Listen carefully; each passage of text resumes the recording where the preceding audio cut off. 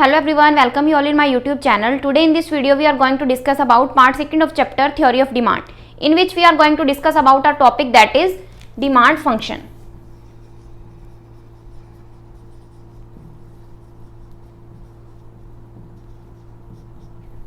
Demand function क्या है? ये क्या करता है? एक रिलेशनशिप शो करता है demand of a commodity, demand of a commodity and other determinants of demand.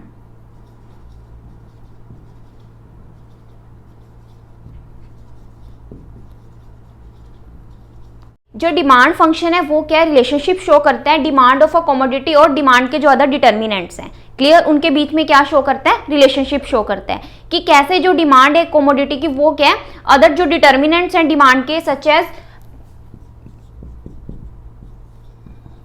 Price of X commodity, price of related goods, income of consumer, taste and preferences of consumer and expectations, clear, इनके ऊपर क्या है? Based है, clear, कि कैसे जो demand है वो क्या है, इन जो डिमांड के डिटर्मिनेंट्स हैं या फंक्शंस हैं उनसे क्या है? रिलेटेड है. जैसे प्राइस ऑफ एक्स का मीनिंग, पी एक्स का मीनिंग क्या है हमारे पास यहाँ पे? Price of X commodity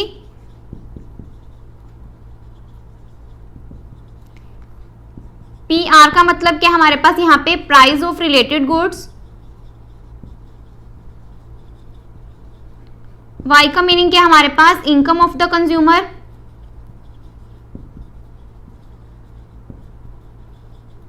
T का मीनिंग क्या हमारे पास यहाँ पे? Test and preferences. ई का मीनिंग क्या हमारे पास यहाँ पे? एक्सपेक्टेशंस.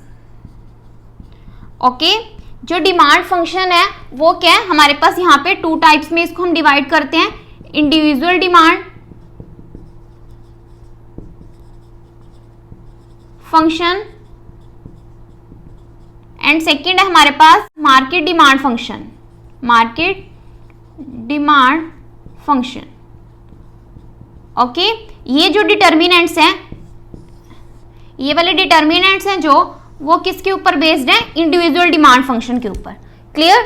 फर्स्ट है हमारे पास price of X commodity. Price of X commodity का मीनिंग क्या है हमारे पास यहाँ पे? कि जो एक डिमांड है, क्लियर, यानी कि जो डिमांड है और प्राइस है, ठीक है, उनमें क्या होता है? इनवर्स रिलेशन होता है, क्लियर. जो डिमांड है और प्राइस है इनमें क्या होता है? इनवर्स रिलेशन होता है, क्लियर. अगर क्या है किसी कमोडिटी के, यानी कि एक्स कमोडिटी की हमने बात की, अगर किसी कमोडिटी के क्या है, यहाँ पे कमोडिटी कंसिडर करेंगे, अगर उसके प्राइसेस क्या है? बढ़ते हैं, क्लियर, तो उस कमोडिटी की डिमांड क्या हो जाएगी? ऑटोमेटिकली कम हो जाएगी. एंड वाइस वर्सा, अगर किसी कमोडिटी के प्राइसेस क्या होते हैं? कम होते हैं, तो उसकी डिमांड क्या हो जाती है? इंक्रीज हो जाती है, क्लियर. तो इसलिए जो हम कह सकते हैं कि जो डिमांड ऑफ अ कमोडिटी और प्राइसेस है, क्लियर, उनमें क्या होता है? इनवर्स रिलेशनशिप होता है. ओके, नेक्स्ट है हमारे पास प्राइस ऑफ रिलेटेड गुड. यहाँ पे हम रिलेटेड गुड्स में टू गुड्स को कंसिडर करेंगे. First one is substitute goods, next है हमारे पास कॉम्प्लीमेंट्री गुड्स.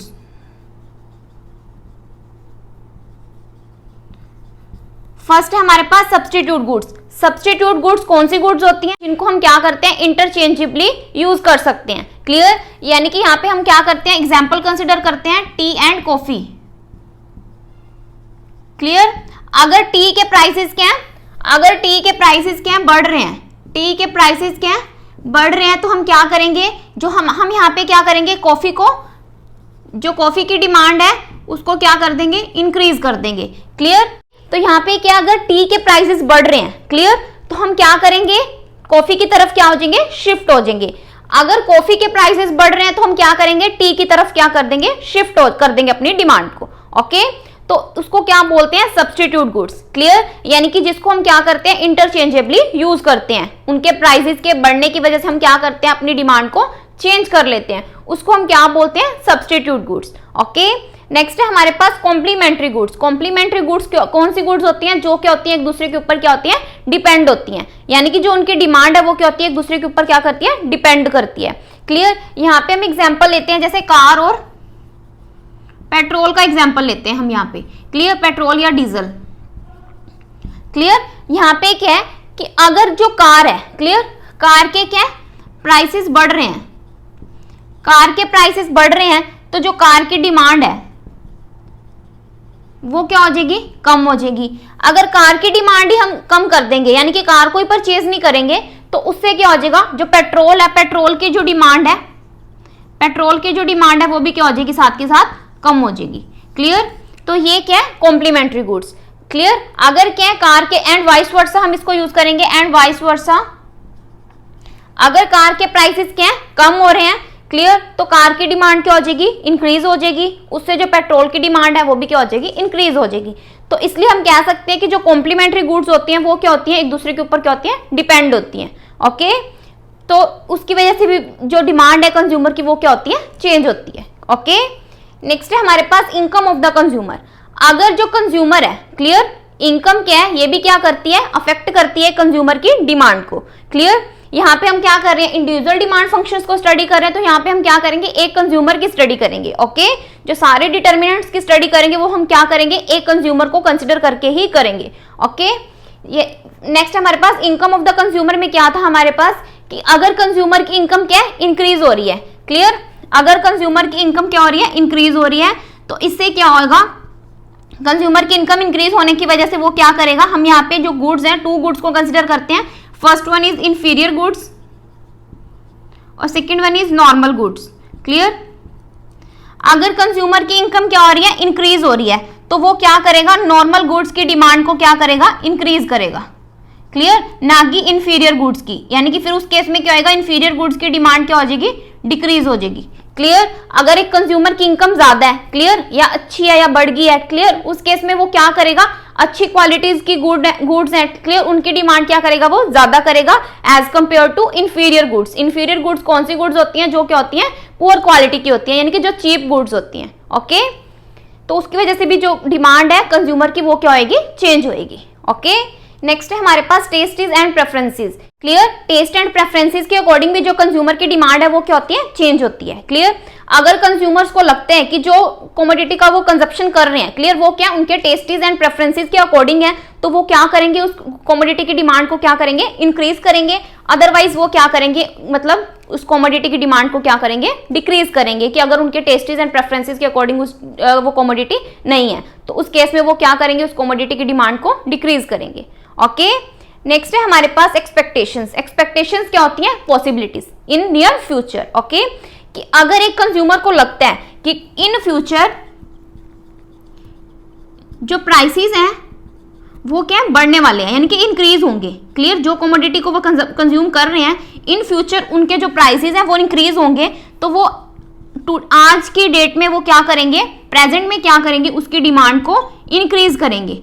ओके, अगर उनको लगता है कि इन फ्यूचर जो प्राइसेस हैं वो कम होंगे, तो वो क्या करेंगे, आज डिमांड को क्या कर देंगे, डिक्रीज कर देंगे।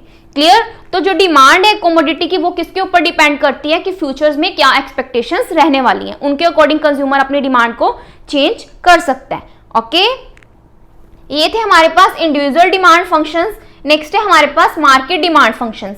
मार्केट डिमांड फंक्शंस कौन से फंक्शंस, इसमें हम क्या कंसिडर करते हैं, कि जब एक मार्केट के अंदर जितने भी कंज्यूमर्स हैं, क्लियर, उनकी डिमांड कैसे अफेक्ट करती है। क्लियर। मार्केट के डिटर्मिनेंट्स के अकॉर्डिंग उनकी डिमांड कैसे अफेक्ट करती है। क्लियर। तो मार्केट डिमांड फंक्शंस में हम क्या कंसिडर करेंगे, market demand function is equal to price of related X commodity, price of related goods, income, taste and preferences, expectations, number of buyers and distribution of income. Clear. तो market demand function में हमारे पास क्या है, ये तो same ही है जो हमने इंडिविजुअल डिमांड फंक्शन के अंदर पढ़े हैं, ये points, price of X commodity, related good, income, taste and preferences and expectations. Okay, तो यहाँ पे हमारे पास क्या है, ये तो सारे सेम ही है, 2 हमारे पास क्या है, डिफरेंट है। एन मीन्स पॉपुलेशन साइज और number of buyers. Clear. YD का मीनिंग क्या है हमारे पास, distribution of income.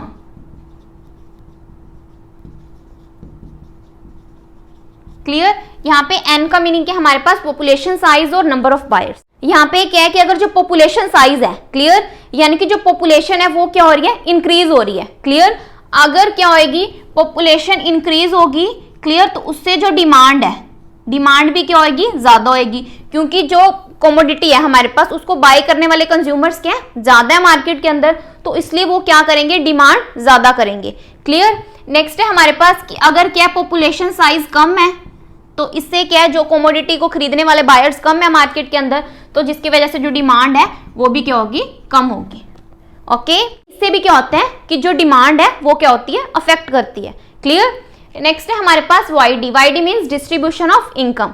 Distribution of income में हम कंसिडर करते हैं equitable distribution of income, equitable distribution of income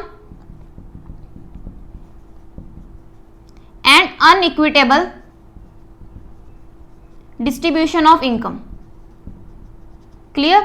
equitable distribution of income में क्या है कि अगर जो डिस्ट्रीब्यूशन है इनकम का वो क्या होता है, इक्वल होता है, यानी कि जो पुअर हैं और रिच हैं उनके अंदर कोई डिस्क्रिमिनेशन नहीं है। क्लियर। तो यानी कि उन दोनों के पास क्या है, सेम लेवल की क्या इनकम है। क्लियर। तो उस केस में जो डिमांड है वो क्या होगी, इंक्रीज होगी। अगर अनइक्वल डिस्ट्रीब्यूशन ऑफ इनकम है तो उस केस में क्या होगा कि रिच के पास पैसा ज्यादा है तो वो ज्यादा हाई स्टैंडर्ड की गुड्स पे अपना पैसा इन्वेस्ट करेंगे, खर्च करेंगे। क्लियर। तो जो रिच पुअर पर्सन है उनके पास क्या इनकम कम है, तो वो क्या करेंगे, इंफीरियर गुड्स की तरफ क्या करेंगे, अपनी डिमांड को शिफ्ट करेंगे। तो ये भी क्या है, जो डिपेंड करता है, जो डिमांड है कमोडिटी की वो डिपेंड करती है डिस्ट्रीब्यूशन ऑफ इनकम के ऊपर, कि वो इक्विटेबल डिस्ट्रीब्यूशन ऑफ इनकम है या अनइक्वल डिस्ट्रीब्यूशन ऑफ इनकम है। Okay, so this is the end of part second of chapter theory of demand. अगर आपको मेरी वीडियो पसंद आई हो तो आप मेरी वीडियो को लाइक करें, शेयर करें और सब्सक्राइब करें मेरे चैनल को, ताकि आपको फर्दर अपडेट्स मिलते रहें। Thanks for listening and thank you everyone.